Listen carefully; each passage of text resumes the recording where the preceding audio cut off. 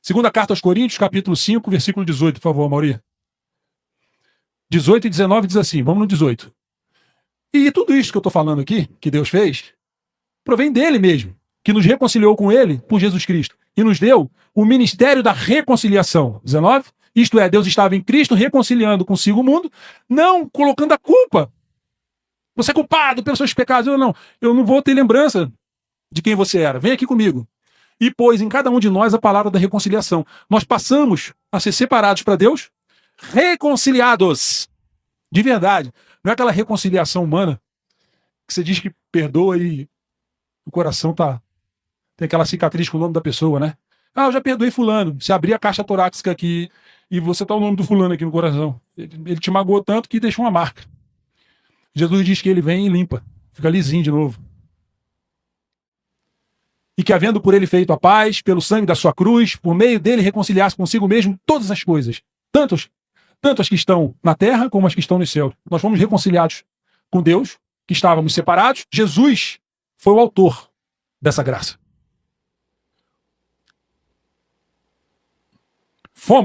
Somos, estamos em Cristo. Separados por Deus, para a adoção da sua santidade, do seu Espírito Santo. Mas aquele Consolador, o Espírito Santo, que o Pai enviará em meu nome, Jesus falando, esse vos ensinará todas as coisas e vos fará lembrar de tudo quanto vos tenho dito. A obra é dele. Não tem esforço, não tem merecimento. Foi Deus que reconciliou, é o Espírito Santo que instrui e capacita, faz a gente enxergar aquilo que Deus quer que a gente enxergue.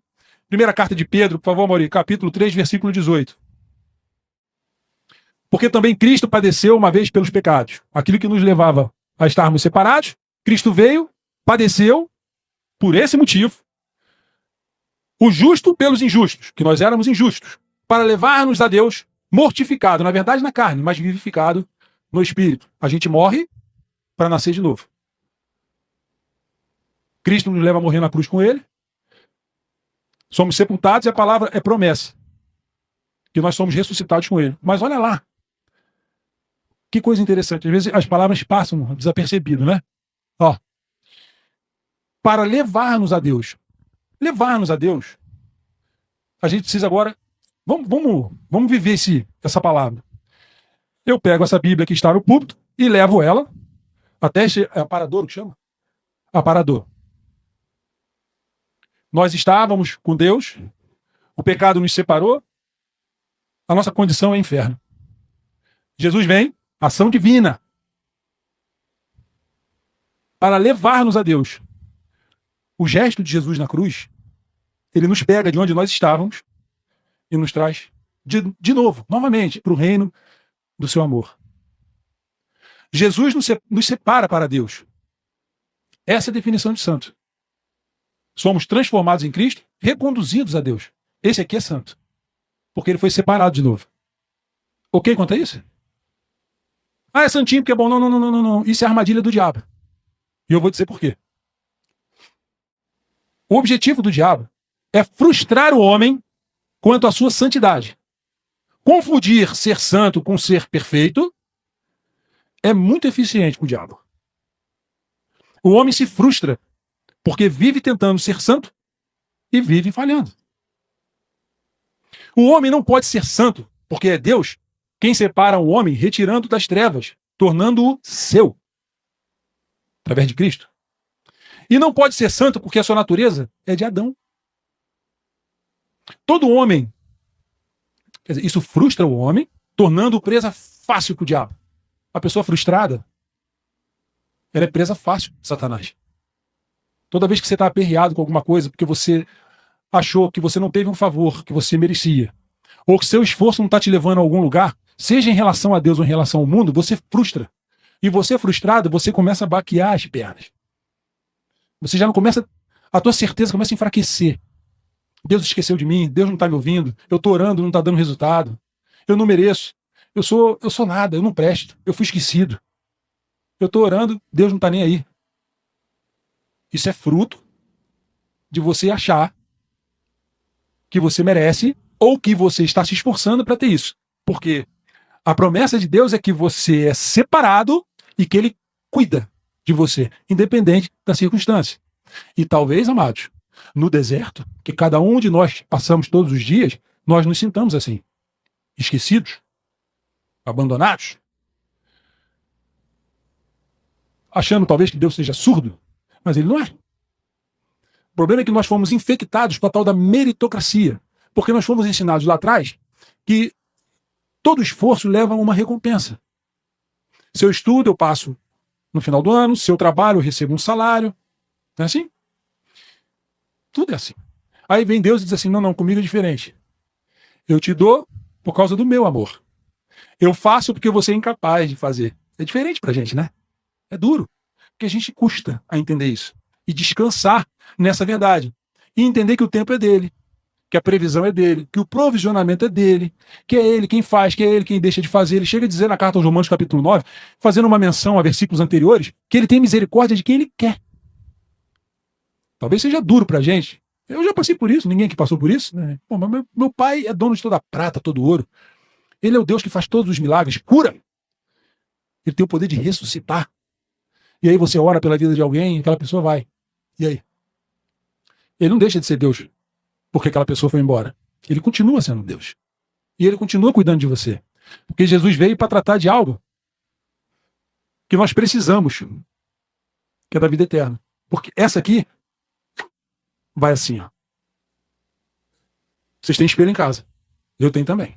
O tempo passa muito rápido. Vou repetir. O homem não pode ser santo porque é Deus quem separa o homem, retirando-o das trevas, tornando-o seu. E não pode ser santo porque a sua natureza é adâmica. Isso frustra o homem, tornando presa fácil do diabo. Todo homem frustrado se sente incapaz e indigno da graça de Deus. E é essa frustração que vem das nossas tentativas, né, de merecimento e as nossas consecutivas falhas. Se você quer ser ou estar separado, santo, pertencente à família de Deus, o caminho é nascer de novo.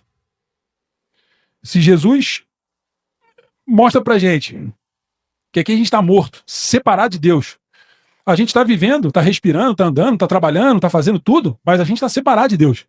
Essa vida aqui vai levar a gente para o inferno, que é o que está escrito, e nós cremos nisso. Aí Jesus vem, pega a gente aqui e diz assim, vem cá, eu estou separando você, você é santo, porque você é povo escolhido, é sacerdócio santo. Então se a gente quer ser ou estar separado, pertencente à família de Deus, temos que nascer de novo. E isso a gente só faz através de Cristo, a gente só consegue através de Cristo, a gente só é alcançado através de Cristo, não é que a gente faça, vocês entendem, né? A gente só consegue isso através de Cristo. E não do esforço ou merecimento humano. Isso não nos torna acessíveis a Deus. Mas se a gente entende que a gente está separado de Deus e que a gente depende da graça de Deus, aí nós nos tornamos acessíveis a Deus, porque é Ele quem faz. Ainda que o Senhor é excelso, atenta todavia para o humilde, mas ao soberbo conhece-o de longe. Opa! Ele esquadrinha a mente, o coração e os rins. Ele sabe o que a gente está pensando antes da gente imaginar. Ele sabe quem somos. Então, se o nosso joelho está dobrado e o nosso clamor é grande, Senhor, tira de mim essa ideia de que eu sou capaz, tira de mim essa ideia de que eu sou merecedor em relação ao teu reino. Coloca em mim a tua santidade, a tua fé, para eu caminhar descansado na tua graça, na tua suficiência. O poder que o Senhor tem de fazer a mim alguém tão incapaz, capacitado. É isso. E aí, eu na condição de separado, eu vou viver uma vida em que condição? E eu vou dar aqui aos amados uma oração que não tem erro. Aquele amado que está nos ouvindo, que está pensando assim, puxa vida, eu entendi, eu não merecia nada, foi tudo pela graça. Como é que eu oro? O que eu peço para Deus? Como é que eu chego lá? Como é que, Senhor? Eu não sei nem por onde eu começo. Lucas 18, versículo 13. É o nosso último versículo para fechar. 18, versículo 13. Olha lá, ó. O publicano, porém, estando em pé de longe, nem ainda queria levantar os olhos ao céu, mas batia no peito, dizendo, ó Deus, tem misericórdia de mim, pecador. Aqui, nós sabemos o que é pecado. Vocês estão entendendo onde eu quero chegar aqui? Pecador ali é aquele que não merece nada, que estava separado, mas que Deus trouxe de volta. Esse é o nosso caso. Nós não merecemos, não merecíamos, não merecemos e não vamos merecer nada. Porque às vezes a pessoa se arvora também, ou porque eu estou no púlpito aqui pregando, ou porque eu estou no louvor louvando, ou porque o meu dízimo é grandão, ou porque eu faço qualquer coisa na sociedade, ou porque eu, burro. Aí ele explode. Olha o eu dele explodindo. Nós Não somos, não merecemos, não podemos nada. Mas Cristo vivendo em nós, aí sim.